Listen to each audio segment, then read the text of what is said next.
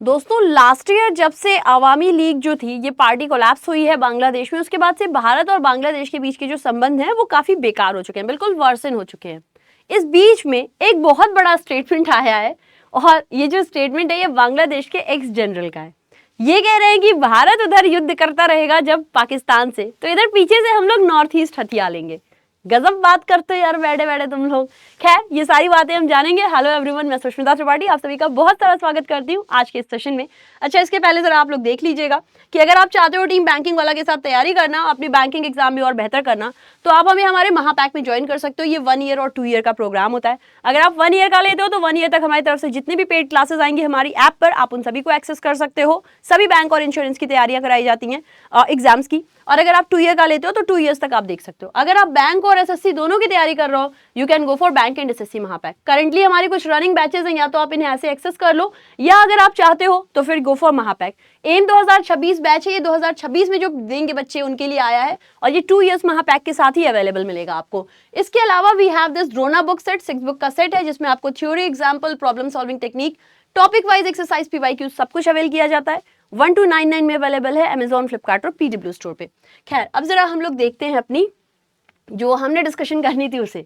तो जैसे आप देख सकते हो यहाँ पर कि फॉर्मर बांग्लादेशी मिलिट्री ऑफिसर हैं और ये बहुत ही क्लोज एसोसिएट हैं किनके, चीफ एडवाइजर मोहम्मद यूनुस के।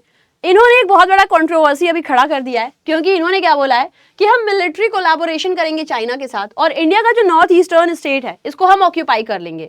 नॉर्थ ईस्टर्न जिसको 7 सिस्टर्स भी कहते हैं, इन्होंने कहा कि हम इसको ऑक्यूपाई कर लेंगे।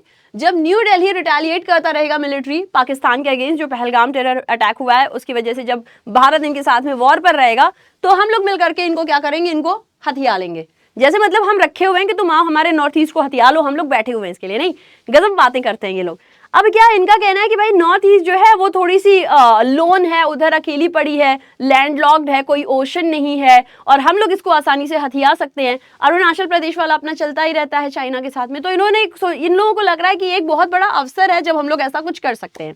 अच्छा, कुछ समय पहले की बात है, 4-5 साल पहले बिपिन रावत जी ने कहा भी था कि हम लोगों को 2 फ्रंट वॉर्स के लिए नहीं, हम लोग को 2.5 फ्रंट वॉर्स के लिए तैयार रहना होगा। यानी हम लोग पाकिस्तान और चाइना नहीं, 2.5 रखो, इधर ही इशारा था कहीं ना कहीं। ठीक है, तो देखिए इन्होंने अपना जो पोस्ट लिखा था ये इन्होंने बंगाली में लिखा था। ओके, क्या लिखा था ये देखिएगा। If India attacks Pakistan, Bangladesh should occupy the 7 states of north eastern India. He further urged, I think it is necessary to start discussion with China on a joint military arrangement in this regard. अब जब इन्होंने ऐसा कहा तो बांग्लादेश की जो भी government है, जो उनके एक्सटर्नल मिनिस्टर है, उन्होंने अपनी तरफ से कहा कि देखो भाई हम लोग इसमें कुछ नहीं बोल रहे हैं। और ये एक प्रेस रिलीज दिया गया जिसमें मिनिस्ट्री ऑफ फॉरेन अफेयर्स ने कहा कि देखो ये जो भी रिमार्क्स दिए गए हैं ये इनकी अपनी पर्सनल कैपेसिटी में दिए गए हैं और हमारी देश का जो सरकार है हमारी देश की, उनका कोई भी ऑफिशियल स्टैंड इसमें नहीं है। ठीक है, बहुत बड़ा रिमार्क था, छोटा मोटा नहीं था। तो बिना गवर्नमेंट की इस इंस्टेंस के लिख देना भी एक बड़ी बात है कि कैसे ये पॉसिबल है।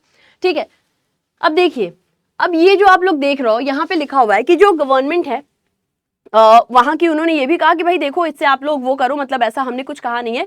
तो उन्होंने पब्लिक को ये भी कहा कि आप लोग इससे रिफ्रेन करो, पब्लिक को, मीडिया को। ठीक है, हम अगर बात करते हैं तो इनका कंट्रोवर्शियल रिमार्क क्या था नॉर्थ ईस्ट पर, वो आप लोग देख सकते हो। बेसिकली क्या है ना कि जो यहाँ के चीफ एडवाइजर है मोहम्मद यूनुस, ये चाइना गए थे मार्च में और वहां पर एक बिजनेस गैदरिंग में इन्होंने क्या किया, इन्होंने बताया कि देखो भाई इनका ज्योग्राफिक आइसोलेशन है इंडिया की नॉर्थ ईस्ट रीजन का, जो कि शेयर करता है 1600 किलोमीटर बॉर्डर बांग्लादेश के साथ। इन्होंने ये भी कहा कि ये सब लैंड लॉक्ड है और इनके पास में कोई तरीका नहीं है ओशन तक पहुंचने का। ठीक है, सिर्फ बांग्लादेश के ही थ्रू पहुंच सकते हैं। उसके बाद में इन्होंने बताया कि देखो Bangladesh is the only guardian और इनके पास में जो है ना इंडियन ओशन जो साउथ एशिया में, इसका पूरा एक्सेस है। तो क्यों नहीं बांग्लादेशी रूट का इस्तेमाल करके चाइना ट्रेड वगैरह करे, जैसे पाकिस्तान के साथ मिलकर कर रहा है, पाकिस्तान के पोर्ट्स को यूज कर रहा है, बांग्लादेश में आए, बांग्लादेश के साथ मिलकर के ट्रेड्स वगैरह करे, ऐसा इनका कहना था।